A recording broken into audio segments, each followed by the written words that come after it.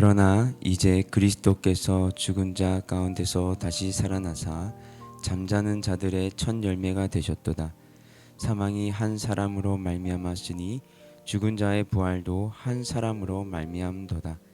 아담 안에서 모든 사람이 죽은 것 같이 그리스도 안에서 모든 사람이 삶을 얻으리라. 그러나 각각 자기 차례대로 되리니 먼저는 첫 열매인 그리스도요, 다음에는 그가 강림하실 때에 그리스도에게 속한 자요, 그 후에는 마지막이니 그가 모든 통치와 모든 권세와 능력을 멸하시고 나라를 하나님 아버지께 바칠 때라. 그가 모든 원수를 그 발 아래에 둘 때까지 반드시 왕 노릇하시리니 맨 나중에 멸망받을 원수는 사망이니라. 만물을 그 발 아래에 두셨다 하셨으니 만물을 아래에 둔다 말씀하실 때에 만물을 그의 아래에 두시니가 그 중에 들지 아니한 것이 분명하도다. 만물을 그에게 복종하게 하실 때에는 이들 자신도 그때 만물을 자기에게 복종하게 하신 이에게 복종하게 되리니 이는 하나님이 만유의 주로서 만유 안에 계시려 하심이라. 만일 죽은 자들이 도무지 다시 살아나지 못하면 죽은 자들을 위하여 세례를 받는 자들이 무엇을 하겠느냐? 어찌하여 그들을 위하여 세례를 받느냐? 또 어찌하여 우리가 언제나 위험을 무릅쓰리요? 형제들아, 내가 그리스도 예수 우리 주 안에서 가진 바 너희에 대한 나의 자랑을 두고 단언하노니 나는 날마다 죽노라.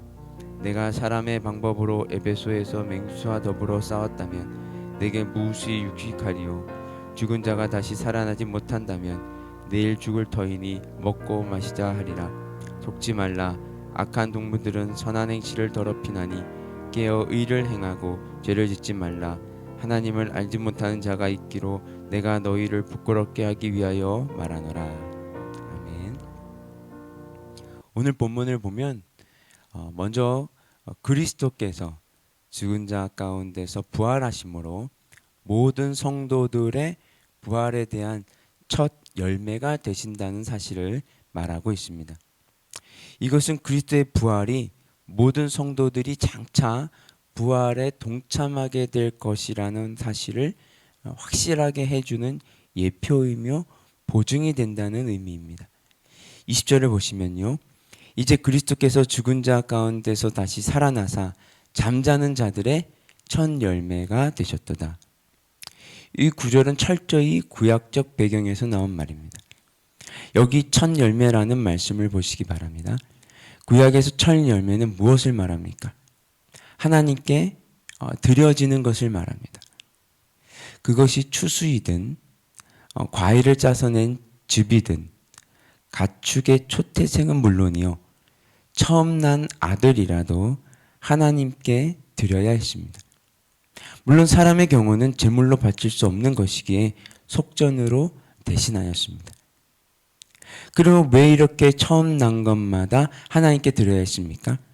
그것은 이 세상 모든 것이 하나님께 속한 것이라고 하는 일종의 신앙 고백이었습니다. 사실 이 세상에 있는 것 중에 하나님께 속하지 않는 것은 없습니다. 모든 것이 하나님의 것이고, 따라서 본래는 모든 것을 하나님께 다 드려야 하는 것이죠. 그러나 하나님은 오직 처음 난 것, 첫 열매만을 하나님께 바치게 함으로써 그것을 통해 우리가 모든 것을 다 드렸다라는 의미로 대신하게 된 것입니다. 즉, 첫 열매란 하나님이 그 모든 것을 다 받으셨다 라는 것을 강력하게 상징하는 것이죠. 따라서 예수님이 죽은 자의 첫 열매가 되었다는 것은 무엇을 의미하시겠습니까? 주님 한 분이 하나님께 바쳐짐으로써 말미암아 예수를 믿는 자들로 모든 것을 다 받았다, 내가 너희를 다 받았다라는 것을 의미한다는 것입니다. 그렇습니다, 여러분. 이것이 예수님의 부활 사건이 지니는 가장 중요한 의미 가운데 하나입니다. 예수님의 부활은 단순히 당신의 신성을 보여주는 것이 아니라 그것은 현재를 살아가는 오늘 우리에게 부활의 생명이 함께함을 보여주고자 하는 사건이었습니다. 이것을 가리켜 우리는 부활의 현재성이라고 말합니다. 우리는 실제로 십자가에서 죽지 않고 부활한 경험을 가지고 있지도 않지만 예수님의 부활 사건으로 말미암아 부활의 능력과 그 생명을 우리 몸에 지니게 된 것입니다. 이것은 성도가 몰라서는 안 될 너무도 중요한 사실입니다. 왜 그렇습니까? 이 사실을 모를 때 우리는 어떤 박해나 죽음, 실패의 위협 앞에서 쉽게 굴복할 수밖에 없기 때문입니다. 그러나 반대로 이 진리에 굳건히 서 있을 때 어떻습니까? 우리는 쉽게 무릎 꿇지 않게 됩니다. 어떤 환경 앞에서도 당당히 맞섭니다. 물론 이 말씀은 천박하게 혹은 무모하게 맞선다는 것이 아닙니다. 다만 무엇입니까? 부활의 능력과 생명이 있기에 그 어떤 위협 앞에서 물러서지 않는다는 것을 말합니다. 우리가 가지고 있는 이 부활 신앙이 정말 현재적 부활의 생명과 능력의 신앙이라는 것을 믿으시기 바랍니다. 다음으로 25절 말씀입니다. 그가 모든 원수를 그 발 아래에 둘 때까지 반드시 왕노릇 하시리니. 먼저 우리는 사도 바울이 왜 이 말씀을 하지 않으면 안 되었는지를 살펴볼 필요가 있습니다. 그 이유는 이렇습니다. 예수님이 십자가에 달린 사건은 대단히 위대한 일입니다. 그것으로 말미암아 우리는 영원한 형벌에서 구원을 얻었기 때문입니다. 또한 예수님의 승천도 위대한 일입니다. 그것으로 그의 부활은 단순한 재생이 아닌 사망을 이기시고 멸하신 사건임을 알게 해주었기 때문입니다. 근데 문제는 그 다음입니다. 그렇다면 이제 부활하신 예수와 성도와의 관계, 그 예수와 세상과의 어떤 관계에 이르게 되느냐는 것입니다. 물론 구세주로서 예수님은 분명히 신앙의 대상입니다. 그리고 분명히 재림의 주요 심판의 주로서 세상에 다시 오실 것입니다. 본 구절에서 말씀하고 있는 대로 모든 원수를 그 발 아래에 두시는 날이 도래할 것이라는 것입니다. 문제는 그 사이입니다. 부활과 승천에 이른 다음 재림의 그날까지 성도와 예수님, 세상과 예수님 사이에 어떤 관계가 있느냐는 것입니다. 여러분 어떻습니까? 그때까지 예수님은 당신의 일을 놓고 계실까요? 그날이 될 때까지 쉬기만 하시고 구경만 하시고 계실까요? 사도 바울은 바로 이 문제에 대한 답을 주고 있는 것입니다. 그분은 그때까지 반드시 왕노릇 하신다는 것입니다. 왕노릇이란 말은 통치의 뜻을 가지고 있습니다. 그러니까 성도의 삶에부터 시작해서 온 인류에 이르기까지 모든 것을 어떻게 하신다는 것입니까? 예수님이 통치하시고 간섭하시며 당신의 주도로 이끌어 가신다는 말입니다.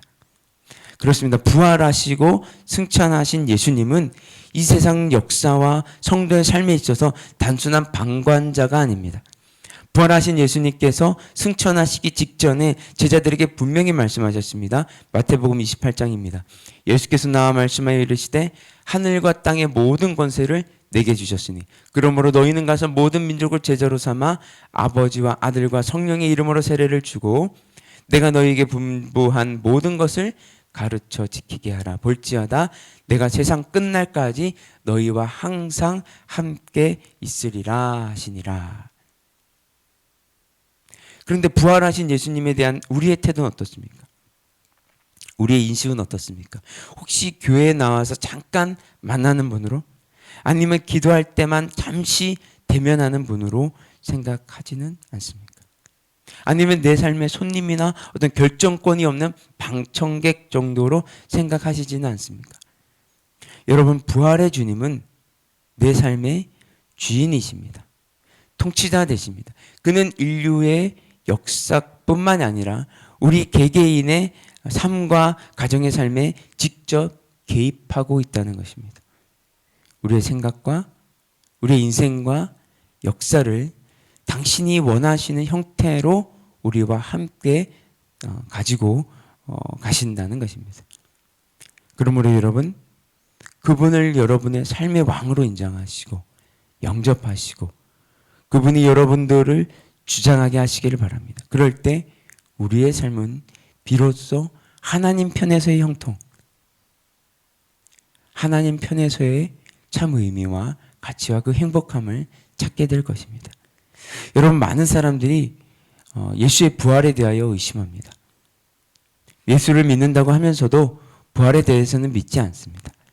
이것은 진정한 믿음이 아닙니다. 왜냐하면 우리의 믿음은 다른 무엇에 대한 믿음이 아니라 부활한 주님에 대한 믿음이기 때문입니다. 부활이 없다면 바울의 말처럼 우리의 믿음도 헛되고 주님의 죽으심도 헛됩니다. 생각해 보십시오. 죽음을 극복하지 못하는 신앙을 과연 참다운 신앙이라고 할 수 있겠습니까? 우리의 소망은 내세에 있으면 그것을 믿기에 현재의 고난도 참고 또 절제하며 살 수 있는 것입니다. 여러분, 부활은 실제적으로 이루어진 사건입니다. 사망이 실제하듯이 부활도 실제합니다. 여러분, 이 사실을 믿고 올바른 부활의 신앙을 살아가시기를 주님의 이름으로 축복합니다. 우리 함께 기도하겠습니다.